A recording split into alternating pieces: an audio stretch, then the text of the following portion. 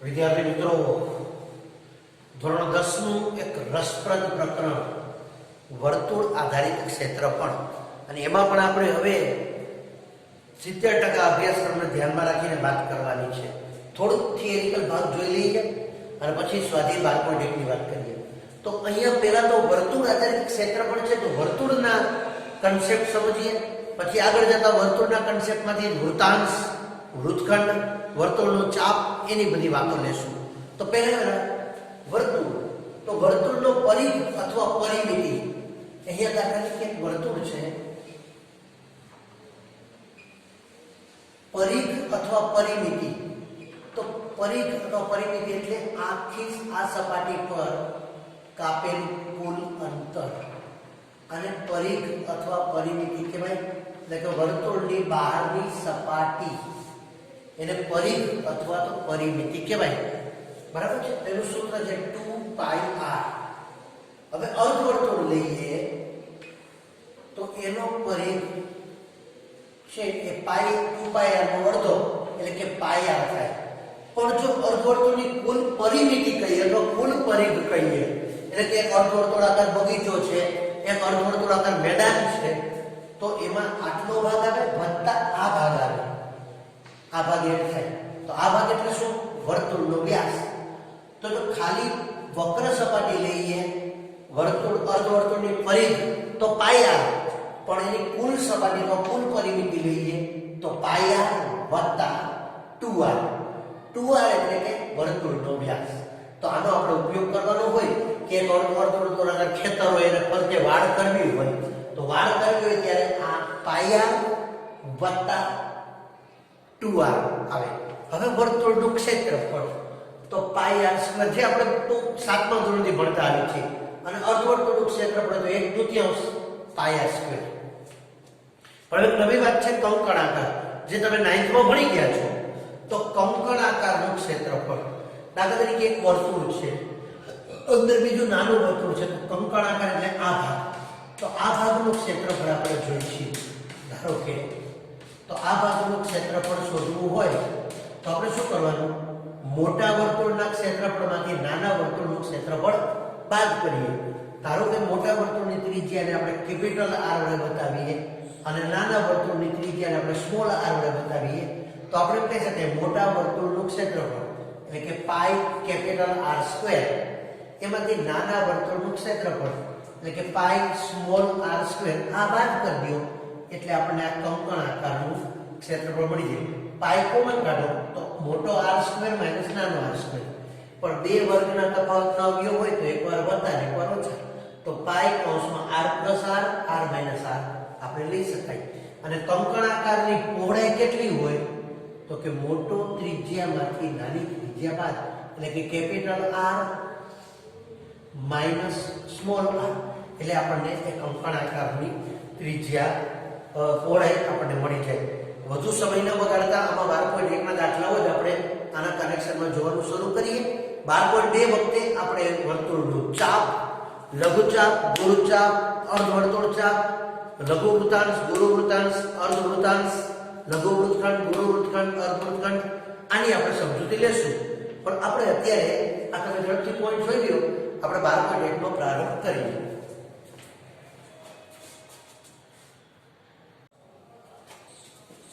મિત્રો, આપણે સ્વાધ્યાય 12.1 ની વાત કરી અને વર્તુળ આધારિત ક્ષેત્રફળમાં આપણે વર્તુળનું ક્ષેત્રફળ, વર્તુળના પરિઘ, એનો કન્સેપ્ટનો યુઝ કર્યો. હવે આપણે 12.2 ની શરૂઆતમાં વર્તુળનું ચાપ, આગળ જતા વૃત્તાંશ અને વૃત્તખંડની વાત કરવી છે. તો આપણે જોઈએ વર્તુળનું ચાપ. હવે ચાપ એટલે શું?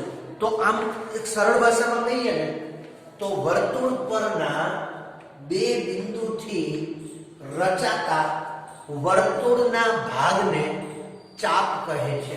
હવે જો આ આખો ભાગ છે ને વર્તુળનો પરિઘ કહેવાય. આ બે બિંદુથી જે ભાગ રચાય છે આટલો ભાગ, જેને હું આ રીતે બતાવું છું, તો આ ભાગને વર્તુળનો ચાપ કહેવાય. તો સામે આ ભાગને વર્તુળનો ચાપ કહી શકાય. એટલે ચાપની સાદી વ્યાખ્યા એવી થશે કે વર્તુળ પરના બે બિંદુથી રચાતા વર્તુળના ભાગને ચાપ કહે છે. તો આ ચાપ AB છે અને આ પણ ચાપ AB છે.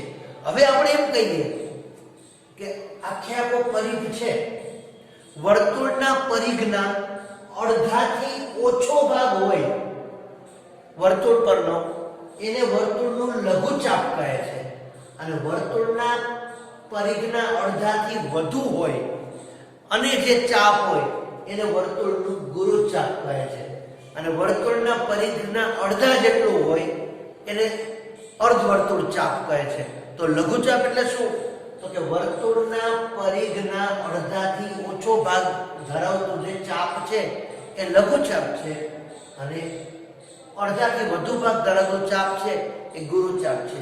અને કોઈ પણ વર્તુળ માટે એમ કહી શકાય કે કોઈ એક લઘુચાપ હોય AB, એને અનુરૂપ ગુરુચાપ હોય.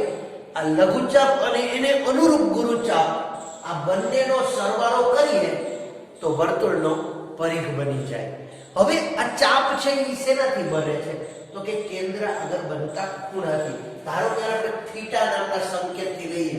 હવે જો આ ખૂણો છે મોટો થતો જાય ને, માનો કે આ ખૂણો નાનો થાય તો ચાપ નાનું થાય, આ ખૂણો મોટો થાય તો મોટો થાય. એક તબક્કે આ ખૂણો 180 થઈ જાય, બરાબર છે, ત્યારે અર્ધવર્તુળ ચાપ બની જાય. તો એનો અર્થ એવો થયો કે કોઈ પણ લઘુચાપનું માપ એ 180 ના ચોક્કસ ભાગ જેટલું હશે. તો લઘુચાપની લંબાઈનું સૂત્ર આપણે આવું બનાવી શકાય કે 2πr પરિઘનો એક ભાગ છે. કેટલો ભાગ? તો કે θ/360. આખા વર્તુળનો ખૂણો છે એ 360 હોય અને આ થીટા છે 360 નો એક ભાગ છે. તો 2πr એટલે આખો પરિઘ, થીટા એટલે લઘુચાપે કેન્દ્ર આગળ બનાવેલો ખૂણો અને છેદમાં 360, કારણ કે 360 નો એક ભાગ છે. હવે જો આ 2 અને 360 નો છેદ ઉડાડી તો 18 × 180 આવે. તો πr થીટા છેદમાં 180 આને લઘુચાપની લંબાઈ શોધવાનું સૂત્ર કહેવાય. જેમાં પાઈ બધા જાણો છો 22 અથવા 3.14. r એટલે વર્તુળની ત્રિજ્યા અને થીટા એટલે લઘુચાપે કેન્દ્ર આગળ બનાવેલો ખૂણો. અને 180 થી ઓછો જ હોય એટલે છેદમાં 180. હવે ગુરુચાપની લંબાઈ તો એ તો સાદું છે, આખા વર્તુળના પરિઘમાંથી લઘુચાપની લંબાઈ બાદ કરો એટલે ગુરુચાપની લંબાઈ મળે. તો ગુરુચાપની લંબાઈ L બરાબર 2πr માઈનસ લઘુચાપની લંબાઈ. એને અનુરૂપ લઘુચાપની લંબાઈ બાદ કરજો એટલે તમને ગુરુચાપ મળી જાય. અને અર્ધવર્તુળ ચાપની લંબાઈ એટલે શું? પરિઘનું અડધું. તો 2πr નું અડધું πr. તો ચાપ માટેના ત્રણ સૂત્રો યાદ રાખજો ફરી વખત. લઘુચાપની લંબાઈ એટલે πr થીટા છેદમાં 180, જ્યાં પાઈ અચળ છે, r એટલે વર્તુળની ત્રિજ્યા અને થીટા એટલે લઘુચાપે કેન્દ્ર આગળ બનાવેલો ખૂણો. 180 નો જે ભાગ છે તે છેદમાં 180. ગુરુચાપ એટલે શું? તો કે વર્તુળના પરિઘમાંથી લઘુચાપની લંબાઈ બાદ. અને અર્ધવર્તુળ ચાપ એટલે વર્તુળના પરિઘનું અડધું. તો આ થઈ ચાપની વાત. હવે આવ્યું વૃતાંશ. વૃતાંશ એટલે વર્તુળનો એક ભાગ. આ જે આટલો ભાગ કાઢી લઈએ એને વૃતાંશ કહેવાય. આ વધે એને વૃતાંશ કહેવાય. આ લઘુ વૃતાંશ છે, આ ગુરુ વૃતાંશ છે.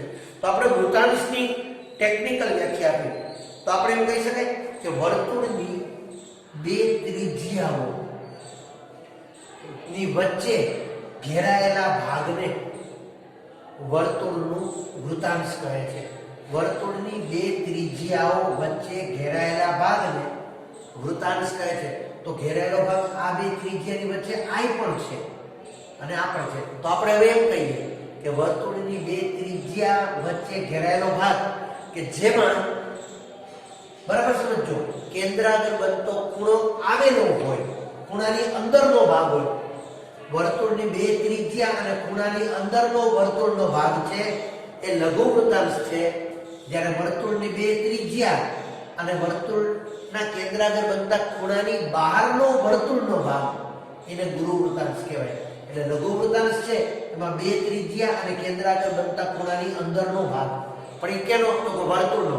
ખૂણાની અંદરનો ભાગ તો આ બધો આવે, આમ આગળ અનંત. પણ વર્તુળની બે ત્રિજ્યા અને કેન્દ્ર આગળ બનતા ખૂણાની અંદરનો વર્તુળનો જે ભાગ છે એને લઘુ વૃત્તાંશ કહેવાય. બે ત્રિજ્યા અને કેન્દ્રાગર બનતા ખૂણાની બહારનો વર્તુળનો ભાગ છે એને ગુરુ વૃત્તાંશ કહેવાય. તો લઘુ વૃત્તાંશનું ક્ષેત્રફળ એટલે શું? તો કે વર્તુળના ક્ષેત્રફળ પાઈ આર સ્ક્વેર, કેન્દ્રાગર બનતો ખૂણો થીટા એનો 360 મો ભાગ. તો પાઈ આર સ્ક્વેર થીટા છેદમાં 360 આ લઘુ વૃત્તાંશનું ક્ષેત્રફળ છે. તો ગુરુ વૃત્તાંશનું ક્ષેત્રફળ એટલે શું? તો કે વર્તુળના ક્ષેત્રફળમાંથી લઘુ વૃત્તાંશનું ક્ષેત્રફળ બાદ, એટલે કે પાઈ આર સ્ક્વેર માઈનસ પાઈ આર સ્ક્વેર થીટા છેદમાં 360. થીટા એટલે લઘુ વૃત્તાંશે લઘુચાપે કેન્દ્રાગર બનાવેલો ખૂણો. તો વર્તુળના ક્ષેત્રફળમાંથી લઘુ વૃત્તાંશનું ક્ષેત્રફળ બાદ કરો એટલે ગુરુ વૃત્તાંશનું ક્ષેત્રફળ મળે. આ જ સૂત્રમાંથી આપણે પાઈ આર સ્ક્વેર કોમન કાઢીએ, 360 ને લસા લઈ લઈએ તો પાઈ આર સ્ક્વેર 360 માઈનસ થીટા છેદમાં 360 આવું સૂત્ર પણ લઈ શકાય. હવે લઘુ વૃત્તાંશનું ક્ષેત્રફળ બીજી રીતે પણ વિચારીએ. એનું સૂત્ર છે પાઈ આર સ્ક્વેર થીટા છેદમાં 360. આમાંથી આપણે આર સ્ક્વેર માંથી એક આર અને 360 માંથી 2 બાદ કરી લઈએ એટલે જો પાઈ આર થીટા છેદમાં 180 આર ના છેદમાં 2. જ્યારે ફરીથી ગુણો એટલે પાઈ આર સ્ક્વેર થીટા નીચે ગુણો 18 દુ 36 360 આ સૂત્ર બની ગયું. પણ એનો ભાગ કર્યો આપણે પાઈ આર થીટા એક આર જુદો કર્યો 180 બે જુદા કર્યા તો પાઈ આર થીટા છેદમાં 180 આ સૂત્ર કોનું છે? લઘુચાપની લંબાઈ. તો આની બદલે આપણે L લખી શકાય અને r ના છેદમાં 2 એટલે 1/2 r. એટલે કે લઘુ વૃત્તાંશનું ક્ષેત્રફળ છે એ સીધું પણ મેળવી શકાય 1/2 LR, જ્યાં L એટલે લઘુચાપની લંબાઈ એને r વડે ગુણી અને 2 વડે ભાગો. તો લઘુચાપની લંબાઈ પરથી લઘુ વૃત્તાંશ મેળવવું હોય તો આ સૂત્ર ટૂંકું છે 1/2 LR. આમાં કેન્દ્ર આગળના ખૂણાની જરૂર ન પડે એટલે ટૂંકા પ્રશ્નોમાં કામ આવે. હવે ગુરુ વૃત્તાંશ માટે જોતું હોય તો એ આ જ સૂત્ર છે 1/2 LR. પણ અહીંયા L એટલે લઘુચાપને બદલે ગુરુચાપની લંબાઈ. તો લઘુ વૃત્તાંશનું ક્ષેત્રફળ બરાબર 1/2 LR. જો તમારી પાસે લઘુચાપની લંબાઈ હોય એને ત્રિજ્યા વડે ગુણીને 2 વડે ભાગી નાખો તો તમને લઘુ વૃત્તાંશનું ક્ષેત્રફળ મળી જાય. હવે લઘુ વૃત્તાંશની પરિમિતિ એટલે એનાથી ઘેરાયેલો પ્રદેશ આ ભાગ વત્તા આ ભાગ વત્તા આ ભાગ. તો આ ભાગ એટલે r વત્તા r અને આ ભાગ એટલે લઘુચાપની લંબાઈ. તો r વત્તા r 2r વત્તા l. તો લઘુ વૃત્તાંશની પરિમિતિ બરાબર 2r વત્તા l. આ રીતે આપણે વૃત્તાંશના ક્ષેત્રફળની વાત કરી શકાય. એમાં લઘુ વૃત્તાંશ, ગુરુ વૃત્તાંશ અને લઘુ વૃત્તાંશનું ક્ષેત્રફળ લઘુચાપથી પણ મેળવી શકાય. તો આ સૂત્રો તમે નોંધી લો. હવે આપણે વૃત્તખંડની વાત કરીએ. નોંધી લેજો.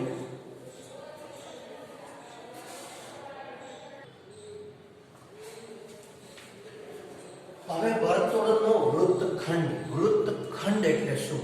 તો કે વર્તુળની જીવા અને તેના કોઈ એક ચાપ, માનો કે જીવા AB અને ચાપ AB થી રચાતા ભાગને વૃત્તખંડ કહે છે. અહીંયા AB લઘુચાપ છે અને જીવા AB છે તો આ લઘુ વૃત્તખંડ છે. આને બદલે જીવા AB એમને રાખો અને ગુરુચાપ AB લઈ લો તો બાકીનો જે ભાગ વધે એને ગુરુ વૃત્તખંડ કહે છે. એટલે વૃત્તખંડ એટલે શું? તો કે વર્તુળની જીવા અને ચાપથી બનતા પ્રદેશને વૃત્તખંડ કહે છે. હવે ચાપમાં એક શબ્દ ઉમેરી દો તો કે વર્તુળની જીવા અને લઘુચાપથી બનતા પ્રદેશને લઘુ વૃત્તખંડ કહે છે. વર્તુળની જીવા અને ગુરુચાપથી બનતા પ્રદેશને ગુરુ વૃત્તખંડ કહે છે. તો હવે આપણે વિચારીએ કે આ લઘુ વૃત્તખંડ આનું ક્ષેત્રફળ જોતું હોય તો શું કરવાનું? તો કે લઘુ વૃત્તાંશના ક્ષેત્રફળમાંથી આ ત્રિકોણનું ક્ષેત્રફળ બાદ, એટલે કે લઘુ વૃત્તખંડનું ક્ષેત્રફળ બરાબર લઘુ વૃત્તાંશનું ક્ષેત્રફળ માઈનસ આ ત્રિકોણનું ક્ષેત્રફળ. આખા વૃત્તાંશમાંથી આ ત્રિકોણ બાદ કરી દો એટલે આટલો કટકો મળે. તો લઘુ વૃત્તાંશનું ક્ષેત્રફળ એટલે પાઈ r સ્ક્વેર થીટા છેદમાં 360. અને ત્રિકોણનું ક્ષેત્રફળ એટલે ત્રિકોણના પ્રકાર ઉપર. જો કાટકોણ ત્રિકોણ હોય તો 1/2 પાયો ગુણ્યા 2. સમબાજુ ત્રિકોણ હોય તો વર્ગમૂળ 3/4 બાજુનો સ્ક્વેર. અને વિષમ બાજુ હોય તો હેરોની રીતે આ ત્રિકોણનું ક્ષેત્રફળ મેળવવું પડે.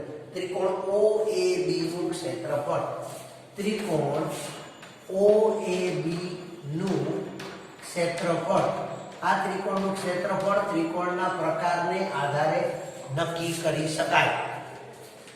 બરાબર. હવે ગુરુ વૃત્તખંડનું ક્ષેત્રફળ બહુ સરળ ભાષામાં વર્તુળના ક્ષેત્રફળમાંથી લઘુ વૃત્તખંડનું ક્ષેત્રફળ બાદ કરી દો. વર્તુળના ક્ષેત્રફળમાંથી લઘુ વૃત્તખંડનું ક્ષેત્રફળ બાદ કરી દો એટલે જે ભાગ વધે એ ગુરુ વૃત્તખંડ છે. અથવા બીજી રીતે જુઓ તો ગુરુ વૃત્તાંશ એટલે આ ભાગ, પણ વૃત્તખંડમાં તો આ ત્રિકોણ હોય તો ગુરુ વૃત્તાંશ વત્તા ત્રિકોણ, ગુરુ વૃત્તાંશનું ક્ષેત્રફળ વત્તા ત્રિકોણનું ક્ષેત્રફળ, તો પણ આપણે ગુરુ વૃત્તખંડ મળે. પણ પાછો ગુરુ વૃત્તાંશ મેળવવા માટે તમારે શું કરવું પડે? વર્તુળના ક્ષેત્રફળમાંથી લઘુ વૃત્તાંશ બાદ કરવું પડે. એટલે એ લાંબુ છે, પણ આ જ્ઞાન ખાતર કહું છું. અહીંયા ગુરુ વૃત્તખંડ માટે તમારે આ જ પડે, વર્તુળના ક્ષેત્રફળમાંથી લઘુ વૃત્તખંડ બાદ કરો. પણ માની લો કે બીજી રીતે વિચારતા હોય તો ગુરુ વૃત્તાંશ વત્તા ત્રિકોણનું ક્ષેત્રફળ, પણ ગુરુ વૃત્તાંશ મેળવવા માટે તમારે શું કરવું પડે? વર્તુળના ક્ષેત્રફળમાંથી લઘુ વૃત્તાંશનું ક્ષેત્રફળ બાદ કરવું પડે. એટલે નોલેજ ખાતર લખવું હોય તો લખીએ. જેમાં આપણે આમે કીધું છે કે πr² સીધું લખવું હોય તો 360 - θ છેદમાં 360 એટલે આ ગુરુ વૃત્તાંશનું ક્ષેત્રફળ અને વત્તા ત્રિકોણ OAB નું ક્ષેત્રફળ. આ રીતે આપણે વૃત્તખંડની વાત કરી શકાય. હવે વૃત્તખંડની પરિમિતિની વાત આવે તો આ AB ચાપ અને AB જીવા, તો AB જીવા વત્તા AB ચાપ એટલે લઘુ વૃત્તખંડ, AB જીવા અને ગુરુ ચાપ AB, એટલે કે અહીંયા આપણે એમ કહી શકીએ વૃત્તખંડની પરિમિતિ એટલે જીવા વત્તા વર્તુળનું ચાપ. જો તમારે લઘુ વૃત્તખંડની પરિમિતિ જોતી હોય તો લઘુ ચાપની લંબાઈ વત્તા જીવા, ગુરુ વૃત્તખંડની પરિમિતિ જોઈતી ગુરુ ચાપની લંબાઈ વત્તા જીવા. આ રીતે આપણે મેળવી શકાય. હવે આપણે એના સ્વાધ્યાય 12.2 ના દાખલાઓ જોઈશું.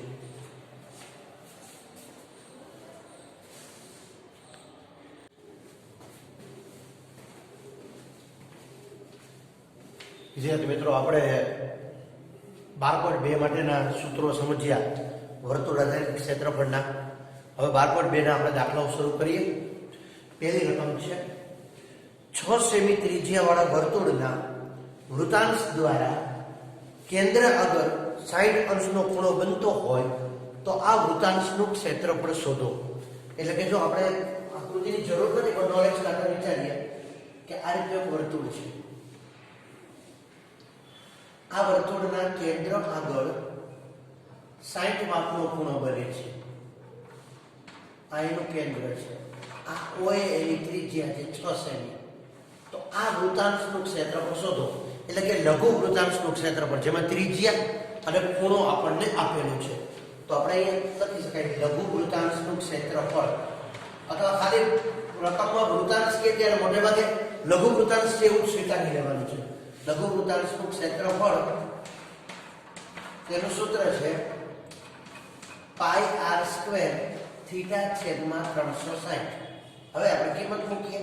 પાઈ વિશે કાંઈ નથી કહ્યું ત્યારે 22 r², r ની કિંમત 6 છે, સ્ક્વેર એટલે 6 × 6, 6 × 6. થીટા ની કિંમત 60 છે છેદમાં 360. એક મીંડું ઉડી ગયું. 60 × 36 એટલે 6. આ 6 અને 6 ઉડી ગયા. 22 છક 6 દુ 12 નો પકડો, વધી એક 6 દુ 12 ને 13, 22 છક 132 છેદમાં 7 સેમી સ્ક્વેર. આ વૃત્તાંશનું ક્ષેત્રફળ 132/7 સેમી સ્ક્વેર. અને મિત્રો આ પ્રકરણના અથવા આ પ્રકારના દાખલાઓમાં આપણા પુસ્તકમાં આવી રીતે અપૂર્ણાંકમાં જવાબ રાખવાનું માન્ય રાખેલું છે. એટલે 132/7 સેમી સ્ક્વેર લખી શકો. નહીતર તમારે આનો 7 વડે ભાગાકાર કરી અને લખવાનું થાય. હું વસ્તુ બતાવું છું પણ આ જવાબ માન્ય છે. અપૂર્ણાંકમાં જવાબ માન્ય છે. બાકી આપણે લખવો હોય તો લખી શકાય 7 × 7 વૈધા 6 13 માંથી 7 એટલે 62. બરાબર છે. 7 × 8 = 56. 56 એટલે વૈધા 6 એટલે 60. બરાબર છે. ફરીથી 7 × 8 = 56 વૈધા 4 એટલે 40, 7 પચા 35, વૈધા 5 એટલે 50, 7 સત્યો 49. આવી રીતે આગળ તમે કરી શકો. એટલે કે 18.86 સેમી સ્ક્વેર પણ લખી શકાય, પરંતુ અહીંયા અપૂર્ણાંક માન્ય છે. હવે બીજી રકમ છે 22 સેમી પરિઘવાળા એક વર્તુળના ચતુર્થાંશનું ક્ષેત્રફળ શોધો. વર્તુળનો ચતુર્થાંશ એટલે બે રીતે થાય. ચતુર્થાંશ એક પ્રકારનો વૃત્તાંશ જ છે, પણ વર્તુળનો ચતુર્થાંશ કીધો છે એટલે વર્તુળનું ક્ષેત્રફળ શોધી એનો ચોથો ભાગ કરી નાખો તોય ચાલે. અથવા તો ચતુર્થાંશ છે અહીંયા ખૂણો 90 બને, આ ચતુર્થાંશ છે. આખા વર્તુળ આપણે વિચારીએ આ રીતે આખું એક વર્તુળ હોય તો આ એનો ચતુર્થાંશ છે. તો થીટાની કિંમત અહીંયા 90 મૂકો તો 90 ના છેદમાં 360, 9 ચોક 36 એટલે 4, તો પાઈ r સ્ક્વેર છેદમાં 4. અથવા ચતુર્થાંશ છે એટલે વર્તુળના ક્ષેત્રફળ શોધીને 4 વડે ભાગી નાખો તોય થાય. પણ આના માટે આપણે પહેલા તો ત્રિજ્યા શોધવી પડશે. આપણને વર્તુળનો પરિઘ આપ્યો છે તો આપણે આમ લખી શકાય 2 પાઈ r બરાબર વર્તુળનો પરિઘ અથવા પરિમિતિ. તેથી 2 પાઈ r બરાબર 22. તેથી r બરાબર 22 છેદમાં 2 પાઈ એટલે 22 સપ્તમાંશ, તો 2 પાઈ એટલે 22 છેદના 7 ઉપર જશે તો 22 ઉડી ગયા. તેથી r બરાબર 7/2 સેમી અથવા તો r બરાબર 3.5 સેમી. હવે આપણે વર્તુળની ત્રિજ્યા મળી ગઈ. હવે આપણે એના ચતુર્થાંશનું ક્ષેત્રફળ શોધવું છે. ચતુર્થાંશ એટલે ચોથો ભાગ. તો આપણે અહીંયા લખી શકાય વર્તુળના ચતુર્થાંશનું ક્ષેત્રફળ બરાબર પાઈ r સ્ક્વેર છેદમાં 4. વર્તુળનું ક્ષેત્રફળ શોધો એનો ચોથો ભાગ કરી નાખો. પાઈ ની કિંમત 22 સપ્તમાંશ, r સ્ક્વેર તો ત્રિજ્યાની કિંમત 3.5 છે તો 3.5 નો વર્ગ એટલે 35 દશાંશ ગુણ્યા 35 દશાંશ અને છેદમાં પાછા 4 તો છે જ. 7 પચા 35 5, છેદ ઉડાડો ચોકસાઈ રાખજો. 7 પચા 35 5, 5 દુ 10 2, હજુ પાછા 7 પચા 35, 5 દુ 10 2, 11 દુ 22 11, 11 સતા 77 છેદમાં 4 દુ 8, તો 77/8 સેમી સ્ક્વેર. આ ચતુર્થાંશનું ક્ષેત્રફળ 77/8 સેમી સ્ક્વેર. અથવા આને હજુ તમે ધારો એ પ્રમાણે 8 વડે ભાગીને પણ લખી શકો દશાંશ ચિહ્નમાં, પણ જવાબ અપૂર્ણાંકમાં માન્ય છે. તો હું તમારી સામે ફ્રેમ રાખું છું, તમે આ બંને દાખલા લખી શકો છો. પછી આપણે ત્રીજો દાખલો લખીએ.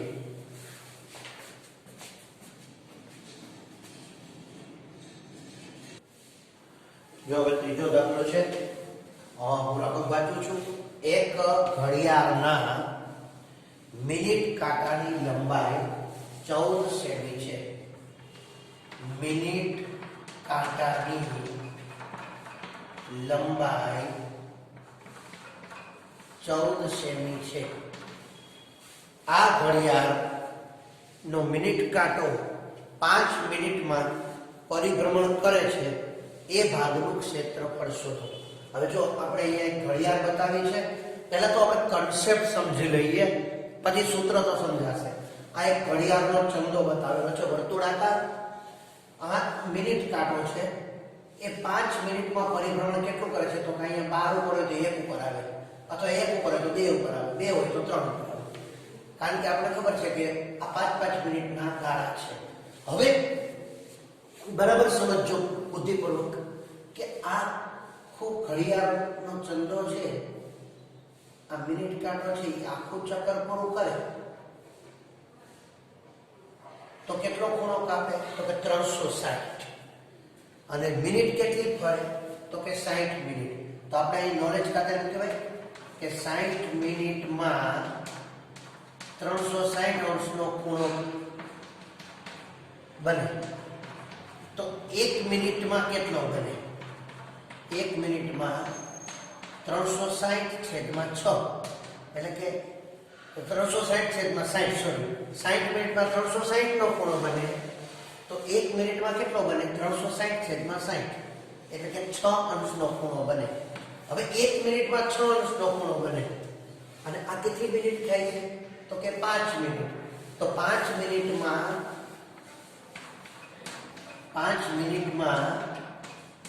બનતો ખૂણો થીટા બરાબર 6 × 30 અંશ એટલે કે 30 અંશનો ખૂણો બને. બીજી વાત તો કે ઘડિયાળનો મિનિટ કાંટોની જે લંબાઈ છે, મોટો કાંટો હતો મિનિટ કાંટો, એને આપણે ત્રિજ્યા તરીકે સ્વીકારીએ તો આ વૃત્તાંશ બને આટલું કે જેમાં ત્રિજ્યા એટલે મિનિટ કાંટાની લંબાઈ 14 સેમી અને ખૂણો બને છે 30. તો 30 અંશના ખૂણામાં 14 સેમી ત્રિજ્યાવાળા લઘુ વૃત્તાંશનું ક્ષેત્રફળ શોધો. હવે જો નોલેજ ખાતર કહું છું કે આ 5 મિનિટ છે, આ 10 મિનિટ ને 15 મિનિટે પહોંચે ત્યારે એ 15 મિનિટમાં કેટલો ખૂણો કાપે તો કે 1 મિનિટમાં 6 અંશનો ખૂણો કાપે. તો 15 મિનિટમાં 15 × 90 અને આપણે જાણીએ છીએ કે જો આ કાટખૂણો બને છે બરાબર. 30 મિનિટમાં 180 નો ખૂણો કાપે. એમ આખું 60 મિનિટમાં 360 નો ખૂણો કાપે. એટલે હવે ઘડિયાળનો કાંટો 5 મિનિટને બદલે 12 મિનિટ કહે તો આપણે ખબર પડે કે 1 મિનિટનો 6 અંશનો ખૂણો, તો 12 મિનિટનો 12 × 72 અંશનો ખૂણો. 10 મિનિટ કહે તો 1 મિનિટનો 6 અંશ તો 10 મિનિટનો 60 અંશ. 15 મિનિટ કહે તો 15 × 90. તો હવે આપણે ખૂણો મળી ગયો. એટલે ઘડિયાળવાળા દાખલામાં બે જ વાત યાદ રાખવાની. મિનિટ કાંટાની લંબાઈ એને આપણે કહેશું વર્તુળની ત્રિજ્યા અને મિનિટ કાંટાએ આવરેલું ક્ષેત્રફળ. તો 1 મિનિટનો 6 માપનો ખૂણો કાપે તો જેટલી મિનિટ ઈ કાંટો ફરે એને 6 વડે ગુણી નાખવાનું. જો એ આખું રાઉન્ડ પૂરું કરે 60 મિનિટ તો 60 × 6, 60 × 6 360. તો આખા રાઉન્ડમાં 360 નો ખૂણો કાપે. તો હવે આપણો દાખલો તૈયાર થઈ ગયો. અહીંયા આપણી પાસે ત્રિજ્યા તૈયાર છે. ત્રિજ્યા બરાબર 14 સેમી અને લઘુ વૃત્તાંશ માટે કેન્દ્ર આગળ બનતો ખૂણો 30 અંશ. હવે મિનિટ કાંટાએ કાપેલું અંતર અથવા આવરેલું ક્ષેત્રફળ જે લઘુ વૃત્તાંશ થશે તો આપણે અહીં લખીએ મિનિટ કાંટાએ આવરેલ ક્ષેત્રફળ અથવા તો લઘુ વૃત્તાંશનું ક્ષેત્રફળ બે એક જ થયું. કારણ કે મિનિટ કાંટો છે આવો લઘુ વૃત્તાંશ બનાવે છે, મેં આકૃતિ પણ બતાવી છે. તો લઘુ વૃત્તાંશનું ક્ષેત્રફળ એનું સૂત્ર છે πr² θ/360. હવે કિંમત મૂકીએ. પાઈ એટલે 22/7 ગુણ્યા r² એટલે r ની કિંમત 14 છે તો 14 × 14 14 × 14 ગુણ્યા થીટા 30 છે અને છેદમાં 360. છેદ ઉડાડવામાં ચોકસાઈ રાખવાની. 7 × 2 = 14 2. અહીંયા બિંદુ ઉડી ગયું 12 13 36 12. હવે અહીંયા 2 6 12 6 3 × 2 = 6 7 × 2 = 14. તો 22 × 7 154 7 × 2 = 14 7 × 2 = 14 છેદમાં 3 સેમી સ્ક્વેર. એટલે કે આ ઘડિયાળના મિનિટ કાંટાએ આવરેલું ક્ષેત્રફળ 154/3 સેમી સ્ક્વેર થશે. તમે નોંધી શકો છો. હું ફ્રેમ તમારી સામે રાખું છું, તમે પોઝ કરીને લખી શકો છો.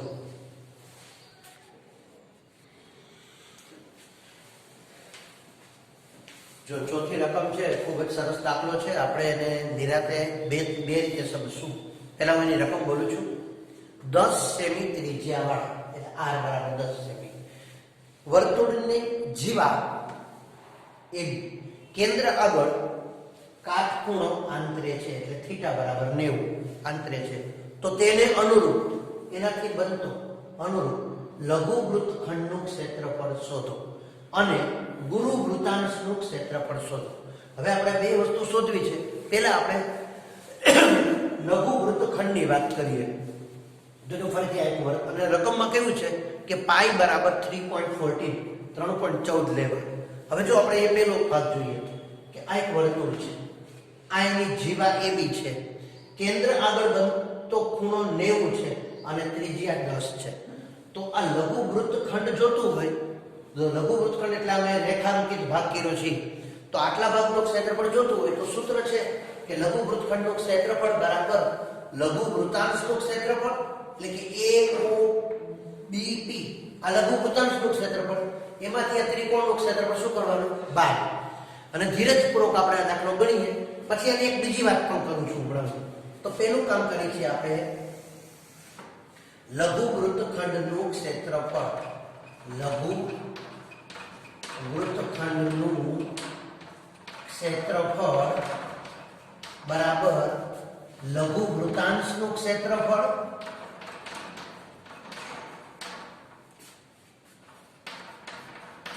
માઇનસ ત્રિકોણ. ત્રિકોણ કયો છે? OAB. ત્રિકોણ AOB અથવા OAB જે નામ આપો AOB નું ક્ષેત્રફળ. હવે આપણે ધીરજપૂર્વક વિચારીએ. લઘુ વૃતાંશના ક્ષેત્રફળનું સૂત્ર છે પાઈ r સ્ક્વેર થીટા છેદમાં 360. અને ત્રિકોણનું ક્ષેત્રફળ છે તો ત્રિકોણ કેવો છે? તો કે કાટકોણ ત્રિકોણ, કારણ કે 90 નો ખૂણો બને છે. તો આ કાટકોણ ત્રિકોણ હોય તો AB છે એ કર્ણ થશે, OA અને OB છે એ પાયો અને વેધ થશે. તો કાટકોણ ત્રિકોણનું ક્ષેત્રફળ તો મજા આવે. તો 1/2 પાયો એટલે કે OA ગુણ્યા વેધ એટલે કે OB. તો હવે આ ત્રિકોણનું ક્ષેત્રફળ આપણે આસાનથી મળશે. હવે આપણે આનું સાદું રૂપ આપી લઘુ વૃત્તાંશના ક્ષેત્રફળમાંથી ત્રિકોણનું ક્ષેત્રફળ બાદ કરશું એટલે આપણને લઘુ વૃત્તખંડનું ક્ષેત્રફળ મળી જશે. પછી આપણે બીજો ભાગ વિચારશું. તો પાઈ વિશે આપણે કહ્યું છે 3.14. r સ્ક્વેર તો આની ત્રિજ્યા આપી છે 10, એનો સ્ક્વેર એટલે 10 × 10. થીટા એટલે 90 છેદમાં 360. હવે 3.14 લખ્યા છે એટલે એના પોઈન્ટ કાઢવા માટે 314 છેદમાં 100 અને 360 પણ ખરા. ફરી એક વખત બતાવું છું આટલો ભાગ. પાઈની કિંમત 3.14 એટલે 314 છેદમાં 100. r સ્ક્વેર એટલે ત્રિજ્યાનો વર્ગ 10 × 10. થીટા એટલે 90 છેદમાં 360. હવે 1/2 પાયો OA 10 અને વેધ OB એ પણ 10. હવે અહીંયા આપણે છેદ ઉડાડીએ એટલા ઉડાડીએ તો જો આ 0 1 2 અને 3 0 ઉડી ગયા. તો આ 1 2 અને 3 0 ઉડી ગયા. હવે 314 × 9 છેદમાં 36. હજી છેદ ઉડે 9 ચોક 36. હવે આ બંનેનો છેદ ઉડે 2 દુ 4 157 દુ 314. હવે જો અહીંયા આપણે જવાબ દશાંશ ચિહ્નમાં નથી આપ્યો, પોઈન્ટમાં આપ્યો છે, પણ આપણે બે રીતે લખીએ 157/2 આટલો ભાગાકાર તો આવડે. તો 7 દુ 14 વૈધો 1 એટલે 17 એટલે 8 દુ 16 વૈધો 1 એટલે 10 5 દુ 10 તો 78.5 157 છેદમાં 2 એટલે 78.5 માઇનસ 2 5 10 5 10 50 50. તો 78.5 માંથી 50 બાદ કરો એટલે 38.5 સેમી સ્ક્વેર. આ આપણને લઘુ વૃત્તખંડનું ક્ષેત્રફળ મળી જાય. હું ફરી વખત આટલો ભાગ સમજાવું છું અને ત્યારબાદ આપણે ગુરુ વૃત્તાંશ વાળી વાત કરવી છે. અને આ વાતને હું અથવા કરીને પણ એક બીજી રીતે સમજાવવા માંગુ છું. તો પહેલા ફરી વખત સમજો. લઘુ વૃત્તખંડ એટલે આટલો ભાગ, આ જે રેખાંકિત ભાગ છે. તો પહેલા શું કરવાનું? તો કે લઘુ વૃતાંશનું ક્ષેત્રફળ એમાંથી ત્રિકોણનું ક્ષેત્રફળ બાદ. તો લઘુ વૃતાંશ એટલે પાઈ r સ્ક્વેર થીટા છેદમાં 360 ગુણ્યા ત્રિકોણનું ક્ષેત્રફળ 1/2 પાયો ગુણ્યા વેધ. પાયો OA અને વેધ OB, કારણ કે કાટકોણ ત્રિકોણ છે. અને પછી તમારી સામે સાદું રૂપ આપ્યું છે. હવે અહીંયા એક નોલેજ ખાતર કહું છું. દાખલો અહીંયા આ પહેલો ભાગ પૂરો થઈ ગયો, લઘુ વૃત્તખંડનું ક્ષેત્રફળ. પણ જ્યારે કેન્દ્ર આગળ 90 નો ખૂણો બનતો હોય અને લઘુ વૃત્તખંડનું ક્ષેત્રફળ શોધવું હોય ને, તો એનું સૂત્ર આપણે ટૂંકી રીતે બનાવી શકાય છે. હું તમને નોલેજ ખાતર કહું છું, આ તમારે યાદ રાખવું જરૂરી નથી. પણ જો સીધું સૂત્ર બને, લઘુ વૃત્તખંડનું ક્ષેત્રફળ જ્યારે કેન્દ્ર આગળ 90 નો ખૂણો બનતો હોય ત્યારે સૂત્ર કેવી રીતે બને? જો પાઈ r સ્ક્વેર ત્રિજ્યા ગમે તે હોય, થીટા એટલે 90 છેદમાં 360 માઇનસ 1/2 પાયો એટલે ત્રિજ્યા અને વેધ એટલે ત્રિજ્યા તો r ગુણ્યા r એટલે 1/2 r સ્ક્વેર 90 ચોકું 360 આ બેયનો છેદ 4 લસા લઈ લઈએ એટલે 1/4 આગળ જતા રહે આની નીચે 4 છે અને બેમાંથી r સ્ક્વેર પણ કોમન નીકળે એટલે r સ્ક્વેર કોમન લસાના 4 આના છેદમાં 4 છે એટલે અહીંયા ખાલી વધ્યા પાઈ આના છેદમાં 2 છે માટે આને 2 ગુણે તો 2 * 2 એટલે કે નોલેજ ખાતર કહું છું જ્યારે કેન્દ્ર આગળ કાટખૂણો બનતો હોય ત્યારે લઘુ વૃત્તખંડનું ક્ષેત્રફળ નું સૂત્ર સીધું જ r² / 4 કૌંસમાં પાઈ - 2 હવે તમે આ પ્રમાણે ચેક કરો r² તો r ની કિંમત કેટલી છે 10 r² એટલે 10 * 10 100 / 4 કૌંસમાં પાઈ ની કિંમત કેટલી છે 3.14 - 2 25 ચોકું 100 25 ગુણ્યા 3.14 માંથી 2 બાદ કરો એટલે 1.14 1.14 એટલે 114 / 100 તો 25 ચોકું 100 તો 114 ને 4 વડે ભાગી નાખો તો 4 × 2 અને તમે એનું સાદું રૂપ આપો એટલે તમને તરત જ આનો જવાબ મળે અને અહીંયા પણ સોરી 38 ને 28 આવે છે 7 માંથી 5 જાય તો 2 28.5 સોરી હવે તમે જો 4 વડે ભાગો તો 4 × 2 8 વૈધા 3 એટલે 34 8 ચોક 32 વૈધા 2 એટલે 20 4 × 25 તો 28.5 સેમી સ્ક્વેર આ માત્ર મેં ઓર કરીને વધારાનું બતાવ્યું છે પણ નોલેજ ખાતર સાંભળી લો લઘુ વૃત્તખંડનું ક્ષેત્રફળ શોધવાનું મૂળ સૂત્ર શું છે લઘુ વૃત્તાંશનું ક્ષેત્રફળ માઈનસ ત્રિકોણનું ક્ષેત્રફળ ત્રિકોણના પ્રકાર પ્રમાણે એક ક્ષેત્રફળ શોધવું પડે અહીંયા કાટકોણ ત્રિકોણ છે 90 નો ખૂણો છે એટલે બાકી અહીંયા આપણે હેરોની રીતે પણ કરવું પડે તો જ્યારે કાટખૂણો બનતો હોય ત્યારે લઘુ વૃત્તાંશ શોધો એમાંથી ત્રિકોણ બાદ કરો આટલી લાંબી પ્રક્રિયા ન કરવી હોય તો સીધું સૂત્ર છે r² / 4 પાઈ - 2 r એટલે 10 તો 10 નો વર્ગ 100 / 4 પાઈ એટલે 3.14 - 2 તો 100 / 4 એટલે 25 અને 3.14 માંથી 2 જાય તો 114 114 / 100 એટલે 25 ચોકું 100 114 / 4 એટલે 28.5 અહીંયા પણ 78.5 માંથી 50 બાદ કરો એટલે 28.5 તો આ રીતે આપણે લઘુ વૃત્તખંડનું ક્ષેત્રફળ આ સૂત્રથી પણ મળી શકે આ એક સૂત્ર ખાસ બધા લખી લેજો પણ આ સૂત્ર ક્યારે લાગુ પડશે જ્યારે કેન્દ્ર આગળ બનતો ખૂણો જીવા દ્વારા કેન્દ્ર આગળ બનતો ખૂણો 90 નો હોય ત્યારે લઘુ વૃત્તખંડનું ક્ષેત્રફળ સીધું r² / 4 કૌંસમાં પાઈ - 2 નહીતર આ રીત તો આપણી છે જ હું ફ્રેમ તમારી સામે રાખું છું તમે લઘુ વૃત્તખંડ લખી લો પછી આપણે હજી ગુરુ વૃત્તાંશનું ક્ષેત્રફળ શોધવાનું બાકી છે તો હું તમારી સામે ફ્રેમ રાખું છું તમે નોંધી શકો છો